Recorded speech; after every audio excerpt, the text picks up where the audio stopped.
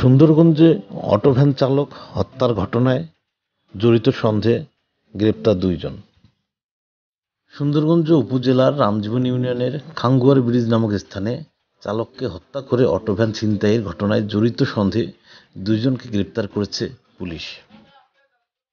গতকাল রোববার সকালে পুলিশ উপজেলার রামজীবন গ্রামে অভিযান চালিয়ে রানা মিয়া ও পরান গ্রামের মোশাররফ হোসেন মনিরকে গ্রেপ্তার করে।